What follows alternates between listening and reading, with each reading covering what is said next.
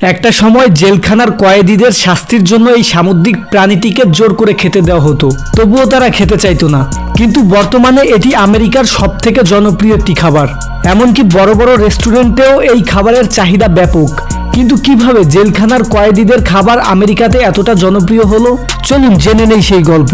তবে তার আগে চ্যানেলে নতুন হয়ে থাকলে ভিডিওতে লাইক করে চ্যানেলটিকে সাবস্ক্রাইব করে দিন। আসলে এই সামুদ্রিক প্রাণীটির নাম হলো লবস্টার, যেটাকে আমেরিকানরা সামুদ্রিক তেলাপোকাও বলে থাকে। শুরুতে এই খাবার শুধুমাত্র জেলখানার কয়েদিদেরকে খাওয়ানো হতো। তারপর 1800 সালের শেষের দিকে আমেরিকাতে যখন প্রথম রেল স্টেশন চালু হয়, তখন রেল স্টেশনের রেস্টুরেন্টগুলোতে ডেলিকেসি খাবার হিসেবে এই খাবার পরিবেশন করা হয় এবং বাইরের মানুষেরা এগুলোকে পছন্দ করতে শুরু করে। সেই সাথে দেশ বিদেশে এই খাবারের সুনাম ছড়িয়ে পড়ে, যার কারণে আস্তে আস্তে এই খাবারের চাহিদা বেড়ে যায়। আর এভাবেই জেলখানার কয়েদিদের খাবার থেকে লবস্টার হয়ে যায় আমেরিকার অন্যতম বিলাসবহুল খাবার।